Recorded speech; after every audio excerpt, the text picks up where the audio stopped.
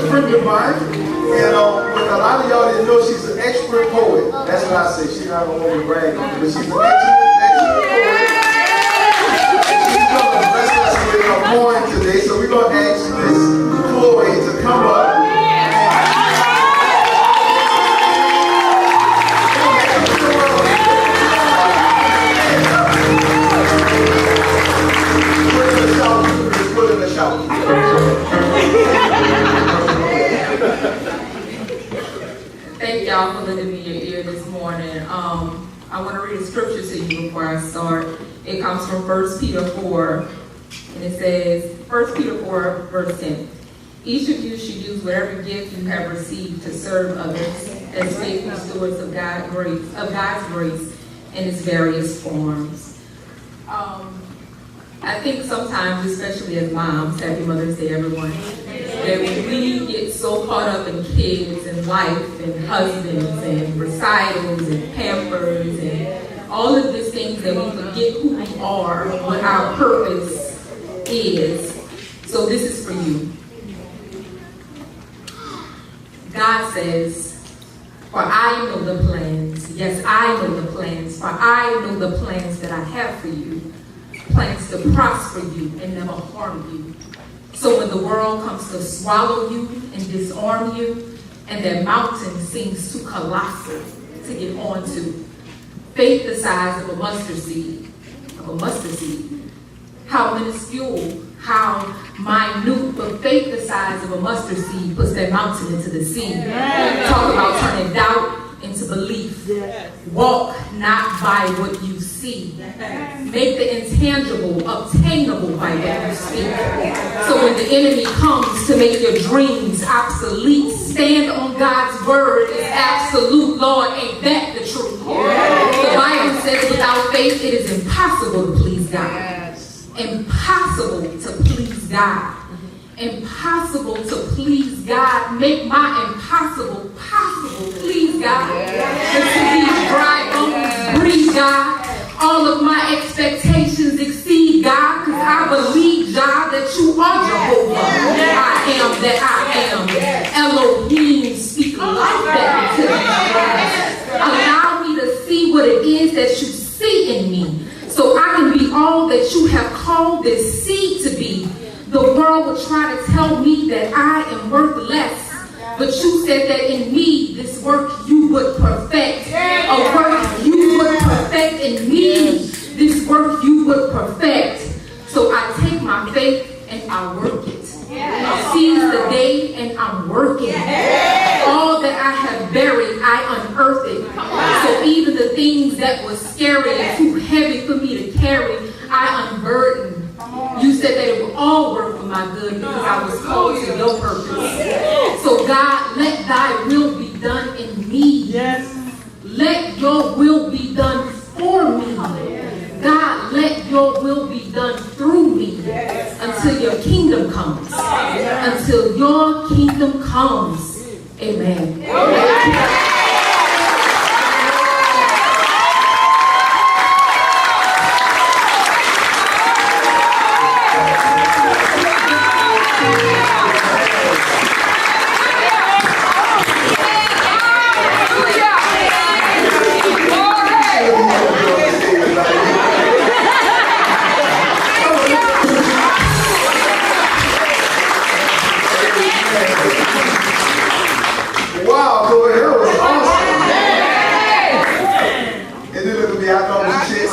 and I thought she was going to say, get twerk now.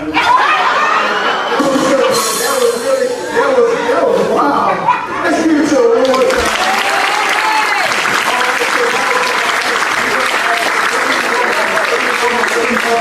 Stand to your feet. I got a special gift for you today. I always got feedback. You always do for the men. You don't ever do for the women like you do for the men. You know?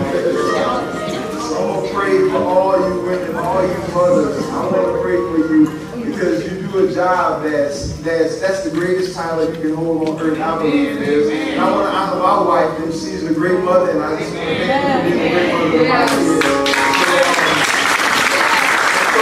kids. I don't want to keep you up long, but I'm going to ask some of our, that's good.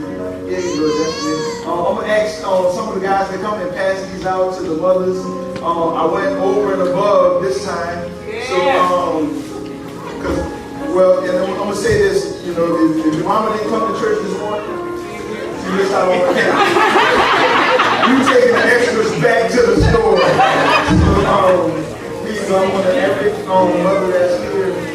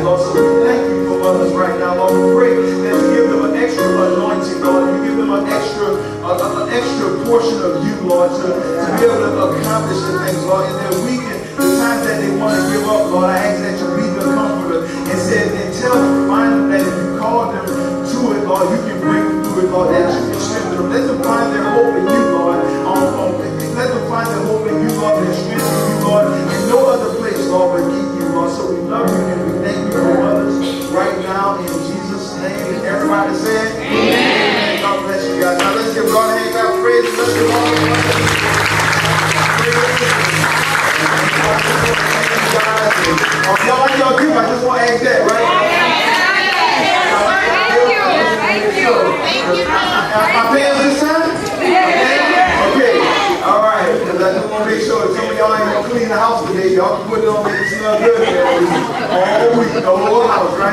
so you got your Bibles. Let me see your Bibles. Hold them up. We got a word from the Lord today. On Mother's Day, we got a word from the Lord. Give me my next slide, B. Okay, there you go. Let me say word. Word. This is the word of God. Because of it, I rebel. You can take that Bible and turn right back to where we left off last week, Revelation chapter number 12. We're going to hop back in there because I got some good feedback on. I got some real good, just Holy Ghost feedback on last week's sermon. I was like, wow, that was good. But why you didn't teach it on Mother's Day? And so then somebody else would say, man, you need to make that a series because that was really good. So today I'm going to keep going on. Now we're in Revelation, and y'all know I'm doing a series. I'm preaching in Revelation, I'm stuck in Revelation. If you missed Bible study, I'm going to still say you need to be at Bible study. You missed a whole bunch because the enemy is coming at you trying to attack you. And if you don't know the schemes that he's going to use, if you don't know where all my Bible people at, I rebuke you, Satan, in the name of Jesus, right? If you don't know that stuff, right, you're losing the battle. So we're going to go, you have your Bibles, you can turn over to Revelations chapter 12, and I'm going to read verse 13, and I'm going to start at verse 13, and I'm going to read 13 and 14. Revelation chapter 12, 13 and 14. When you have it, you can respond by saying amen. Amen. It says, when the dragon saw that he had been hurled to the earth, he was defeated, right? When he saw he had been hurled to the earth, he pursued the woman who had given birth to the male child. The woman was given 2 wings of a great eagle, so that she may fly to the place prepared for her in the wilderness. In the wilderness. It wasn't a comfortable place. It was in the wilderness, where she will be taken care of for a time, times, and half a time, out of the servant's reach. So I want to talk to mothers today. And just like last week, we talked about protect the child. Protect the child. As I was reading that, and last week, we were talking about that and how we got to protect our children from Satan as mothers. It is your job, it is your purpose, it is your goal to protect your children from the enemy. And it hit so hard. It hit so hard Wednesday. Wednesday we were in here, and I just want to say the importance. Please pray for Miss Laquita Butler. Please, could I get a better amen? Amen. In your presence, I can't imagine what she's going through. I can't imagine what she's dealing with. And so when we was in Bible study, they came through with the news at the end of Bible study, and you can see it took the wind out of everybody in Bible study. It feel like you want to lose all jazz, and we're going to defeat Satan, and Satan's already defeated. Somebody said, just to pray for the Queen brother. Well, her child has just died. And it struck so hard because I can't imagine, as a father, I know what I can imagine, but as a mother, I cannot imagine what she's going through. And that goes to show you that it was Satan wants to take our children because we don't know who that baby would have been. And we don't know how great that baby, we don't know all the lives that baby could have changed. And Satan is on the prowl, and we're living at the end times. And if we just in the sun right now, I want everybody to know that mothers, you have to be praying for your kids, because if Satan wants to come after you, he wants to come after you because you having the kids. So this Sunday I'm going to talk about protect the mom. Right? Mom, protect the mom. Because if you flip mom upside down, what you get? Wow. Okay, that was somebody missed the whole joke. And so mothers are to be loved. And mothers come in a bunch of different definitions. And sometimes we take motherhood and make sure we get our mothers who come in, make sure we give them candles. Make sure you get a nice candle when they come in, right? Because I know they just look like they're coming from church. They look like they come from another church in the second service, right? Right? On prophetic, that's right? That's right? Oh, y'all went to church together. Look at that. Somebody told me that earlier. But anyway, mothers, the greatest definition on earth is being a mother. Even Paul, when Paul writes in the Bible in in Romans 16:13, Paul says this, read Rufus, because his mom was like a mom to me. And so Paul had and you don't see a lot of rights he gives about a mom specifically, but one thing he does do is he gives it up to Rufus's mom and say, you know what? She wasn't even my mom. She didn't give birth to me. He doesn't say much about his mom and what his mom did for him, but what he does say is when I was in need, Rufus had a mama, and because Rufus had a mama, I had a mama. And that's what I want to say. So even if you didn't even have kids, women, if you're here and you never had kids of your own, guess what? Rufus' mom was so important to Paul, he mentioned her, and you can be somebody's mom too, even if you didn't give birth. Because something about a woman, something God created in you just makes you want to just, when you see kids in the street that's not even your own kids, don't you want to sometimes when you see them in the grocery store acting a fool, put your hands on somebody? Child, it's just a mother. Men don't have that same thing. Men will be like, they ain't my baby, ain't my problem, right? You know what I'm saying? But mothers, it's just something in you, or if you see a child going without, I've seen it with my own eyes. A mama see a child going without and be like, and just something in her wants to nurture that child, even if it's not her child. She wants to do something. I can remember one time we had an event at the church. I promise you, I'm not even talking, but they had an event at the church, and somebody came who wasn't a member of our church. And some little girl, probably head was a little bad. And so the little girl had to use the restroom. I guess he knew the little girl. I don't know if he knew the girl or didn't know the little girl. But the little girl was, he was like, the little girl had to use the restroom. And when the little girl asked him to go use the restroom, all the mama's head did this.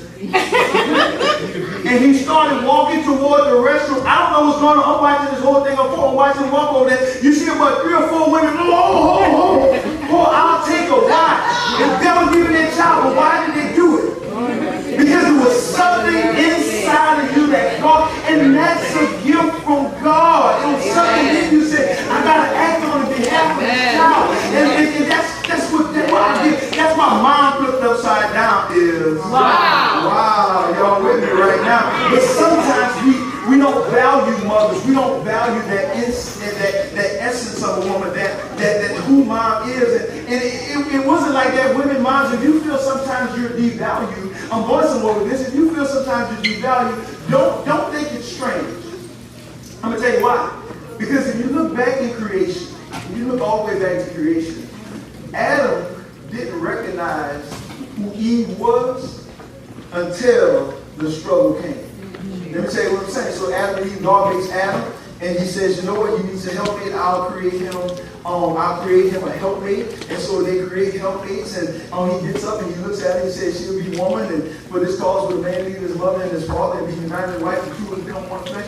She eats the forbidden fruit, and then God comes and he starts to give out these punishments. He's like, okay, Adam, this is what's going to happen to you, and Eve, this is what happened to you, and Snake, this is what's going to happen to you. And after God finished doing that, Adam finally looks up at his wife, and he says, your name shall be Eve, because you'll be the mother of all creation.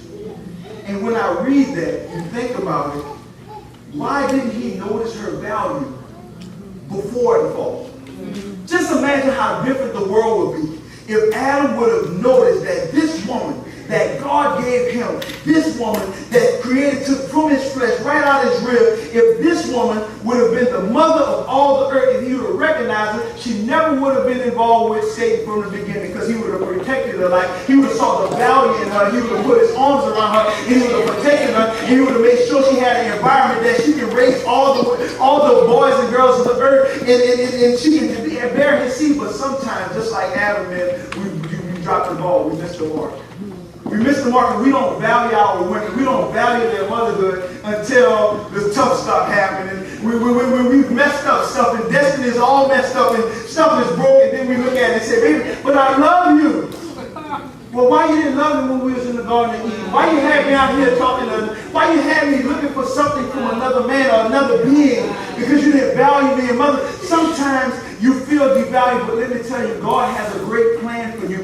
That's why Satan, listen to this, that's why Satan attacks you so hard. The Bible says this in Psalm 127. Y'all know Psalm 127. I said every time I christen a baby, I quote it every time. They say, children are a gift or a heritage or a blessing from the Lord.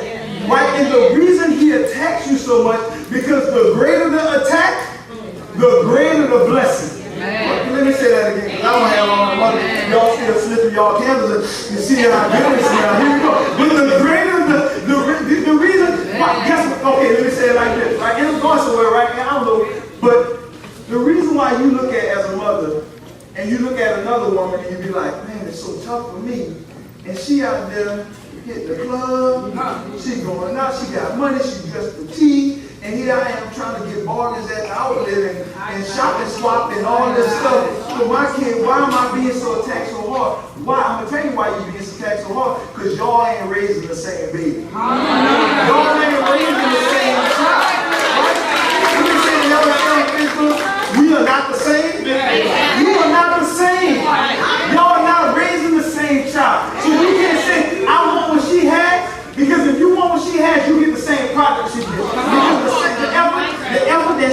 in her own, how she fertilizes her own plant, that's what she gonna get that. You reap what you sow. So if you don't sow that, because she ain't sowing like you sow.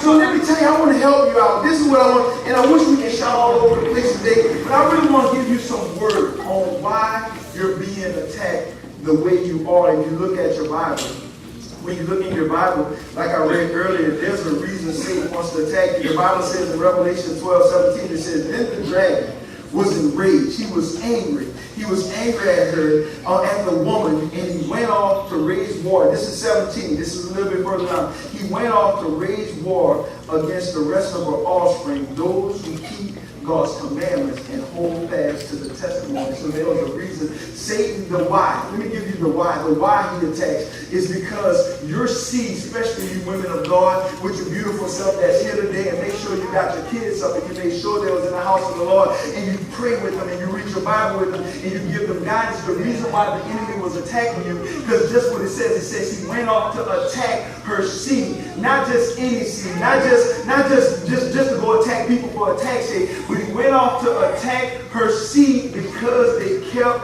the testimony of Jesus Christ. The Bible said we are the salt and light of the world, right? So shine your light so men may see your good works and glorify God. If he kills you, he kills your child. If he kills your child, there's no light to shine. There's no salt of the earth. God doesn't get the glory. So if he can cut you off, he can cut you off at the head, guess what? He can get all the children that follows, because the most powerful influence in a child's life is guess who? First connection they have. First connection a woman has. It's biological that the first needs the child has can come from one person and one person only when they're born, and that's the mother, right? And even from the one, when Ashley had our kids, the first thing they did when the baby came out, they took the baby, they didn't clean the baby, they didn't wash the baby, they took the baby and they put the baby in Ashley's arm and they said, hold it tight for you can warm it, and then the baby is going to start to develop and grow the way it's supposed to grow. It's because mothers are so important. If Satan can get you all sorts of other stuff, you devalue your own child, you devalue your own seed, you don't raise your child to worship Christ and worship God. Guess what? Satan wins. And he wants to win, protect the mom. So this is what I want to talk about. This is almost going to be a women's conference. I've never been in a women's conference, right? Nobody ever invited me to preach at a women's conference. I don't know why. But I want to get to, we know the why he attacks. The why he attacks is fine. I think everybody in here will agree, every mother in here will agree, they know why he attacks. Because he wants my seed, he wants my influence, he wants my child. But what I want to talk about today on this Mother's Day, I want to talk about the how. I want to talk about the how.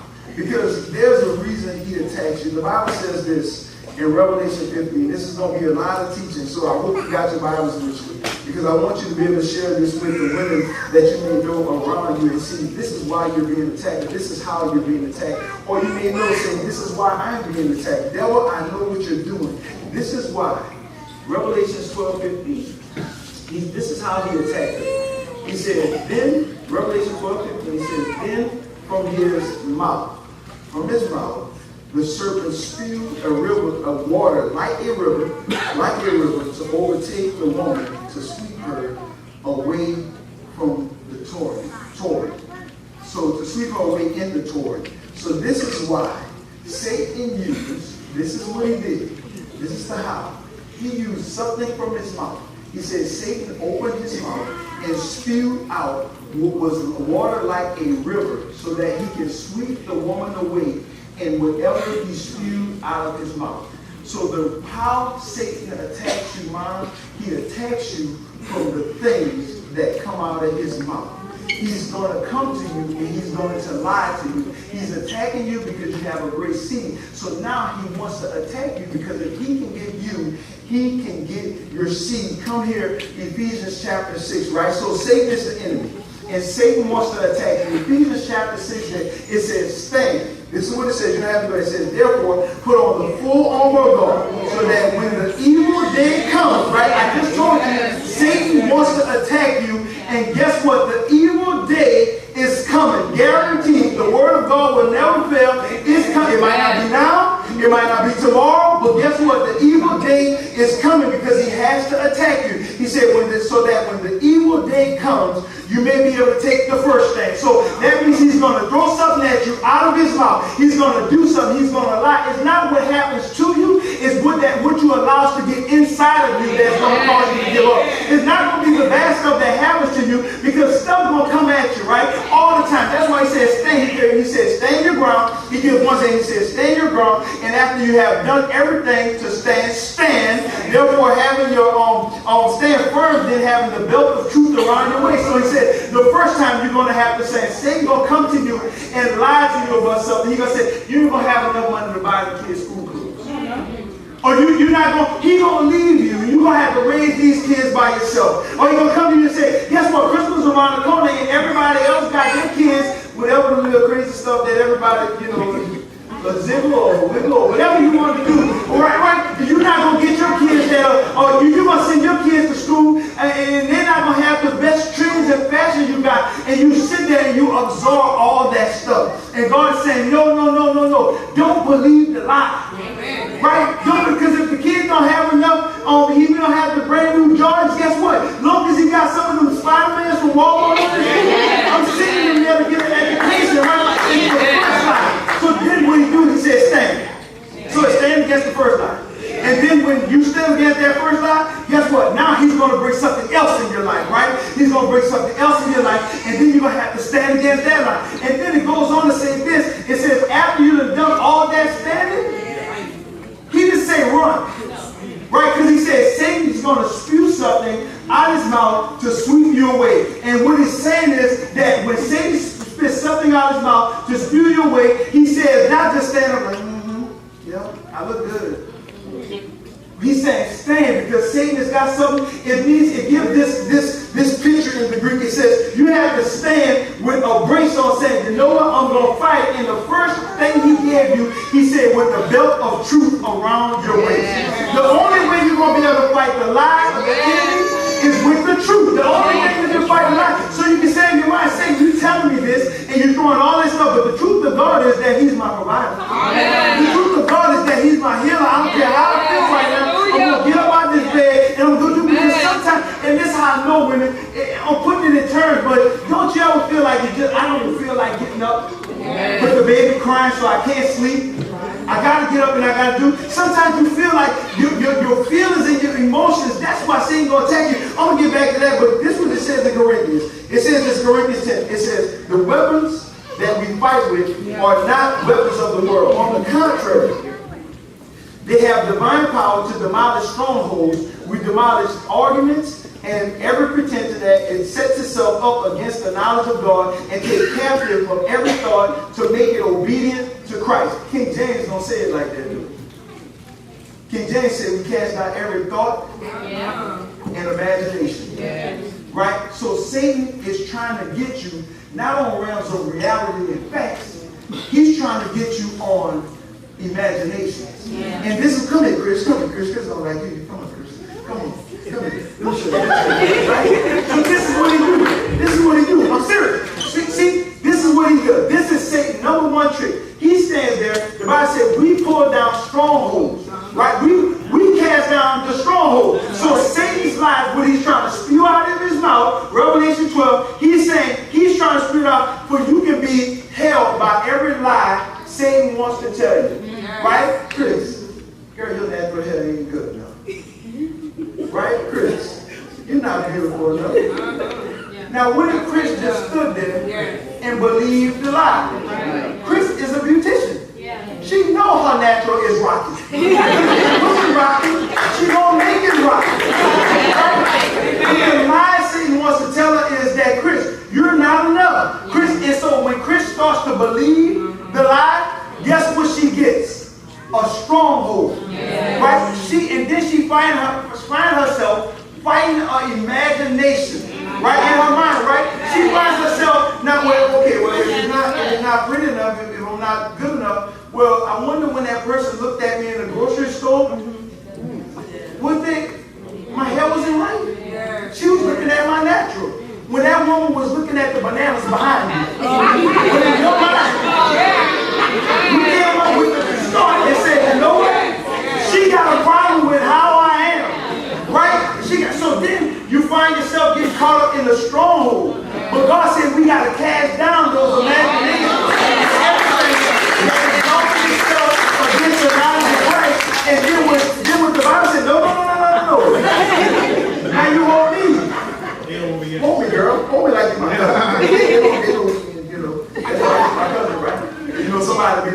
there. I saw them hugging up there. But the Bible says this. It says that you got to cast down a stronghold, and then it tells you to take captive. Yeah. So Chris' job is not to fight the imagination. It's to take captive the thought. And everything that exalted itself against the knowledge of Christ. So the truth of the matter is, Christ didn't say, the Bible said the truth of the matter is, what Christ said is that she's beautifully and wonderfully made. So now when that thought comes, she said, that thought came, come here, girl, come here with your pretty self. What you beautifully and wonderfully made up. So now, what Chris' job is to say, that's the thought that's coming, I'm going to take that thought captive and make it obedient to the knowledge of Christ. Because the Bible told me, come here, all my women, I am beautifully and wonderfully made. That God had a plan for me. And when he was standing, give my camera back. So you want, I'm going to go a step further. Right? I'm going to be messing now. Going to be messy. So this week, it was all over the news that Miss Asada Curry,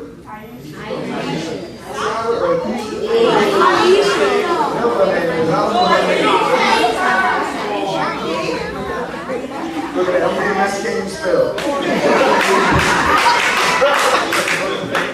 She said in an interview, she had an interview with Jada Pinkett Smith, and said in an interview, she said sometimes she feels, I'm going to read it because I put the quote down. I wrote the quote down. She said this, and I quote, she said, something that really bothers me, and honestly has given me a sense of a bit of insecurity, is the fact, yeah, there are all these women like throwing themselves at him, Steph Curry, but me, like the past years, I don't have any of that. She said on the Facebook Watch show, I have zero, that sounds weird, but like male attention, and so then I began to internalize it, and I'm like, is something wrong with me? And as I'm preparing for this, her imagination, right? And it's a true feeling, right? So that's why I know I'm talking to some women going to agree with me, right? Because her feeling, the imagination that she has, is that everybody's throwing themselves at Steph. And no men are throwing themselves at me. And I'm not good enough. I must not be good enough for some reason. Because these men are not throwing themselves at me. Is that feeling or is that fact? Because sometimes you got to make the difference, mothers, between feelings and fact. The fact of the matter is, women buy contacts that have brown eyes like you. Let me say that again. The lady, Miss Curry, she got brown eyes. Women buy eyes that have brown eyes.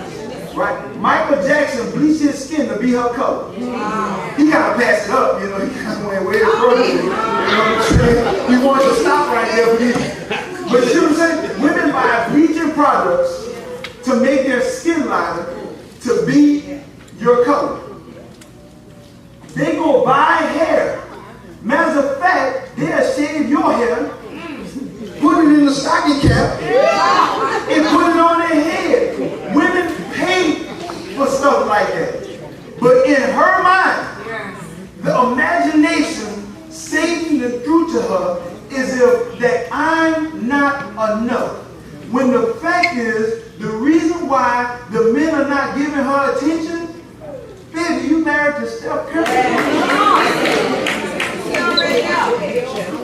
For $30 million, I married Steph Curry.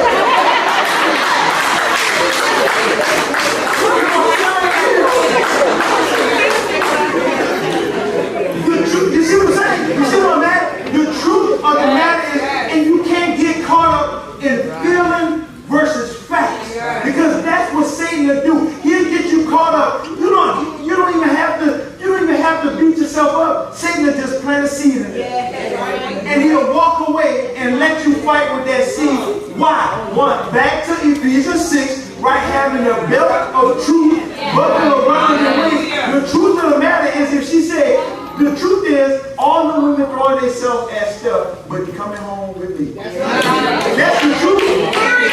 Period. What? He's coming home with me. Right? And then if they had him once, but she got him all the time.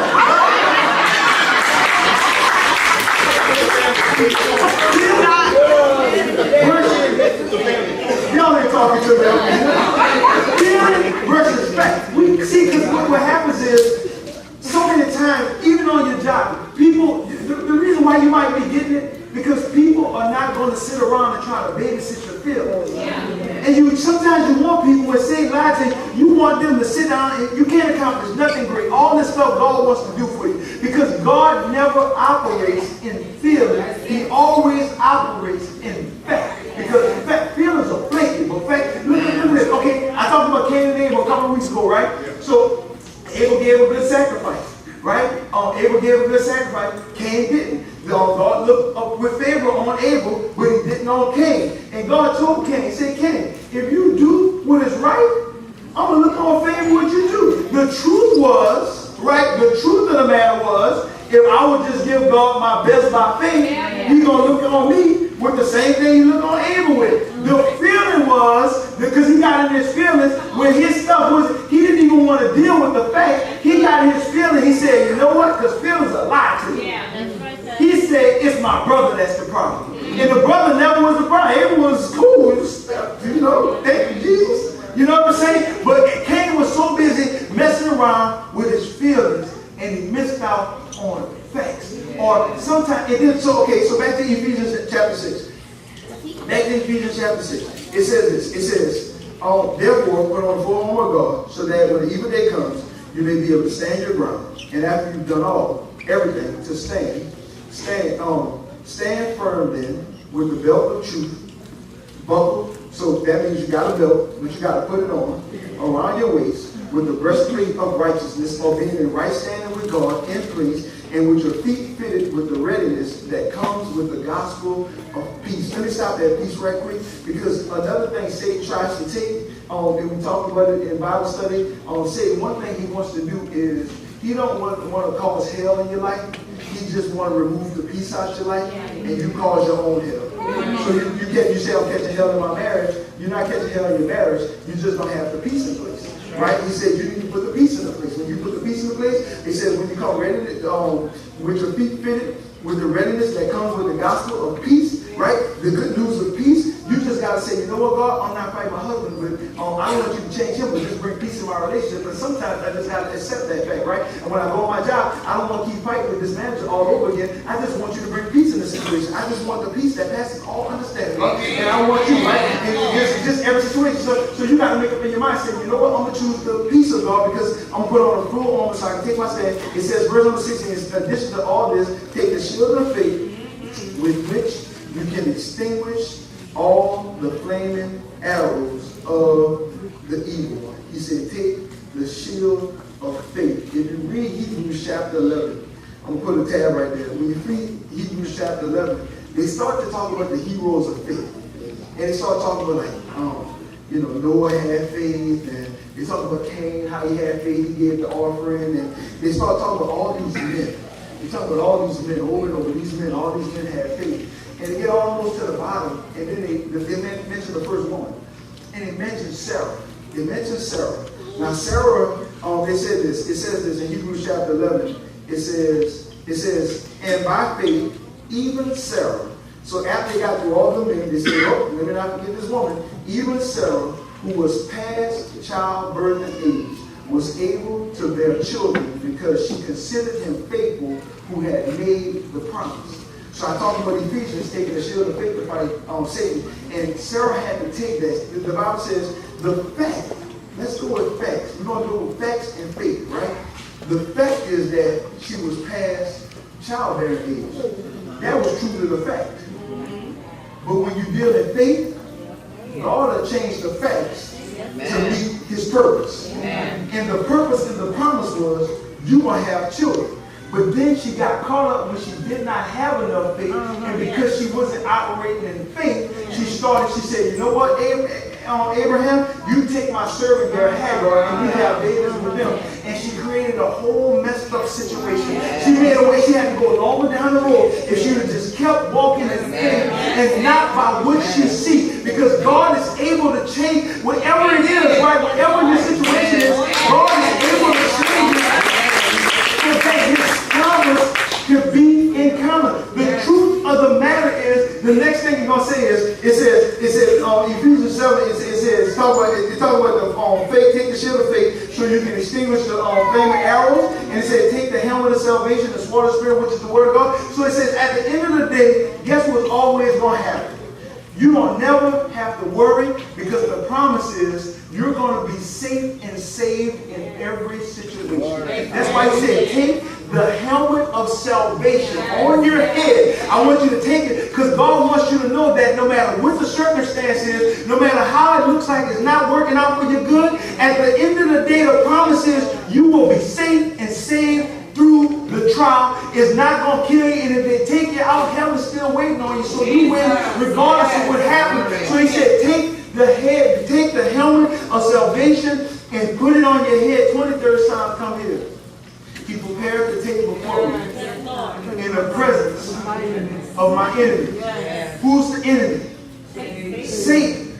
He prepared a table for me in the presence of my enemies. The next thing he started to do was anoint your head with oil. Helmet of salvation.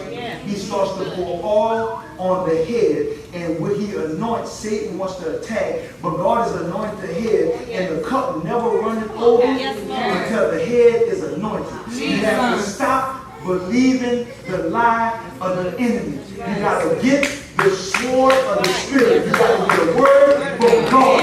God, he will anoint my head. I don't care how dry the situation looks. It just ain't made it to my cup yet, but it's about to run over. It's about to run over, right? Don't believe the lie of the enemy. If I can say anything, don't believe the imaginations that he's going to keep telling you over and over again. The cup will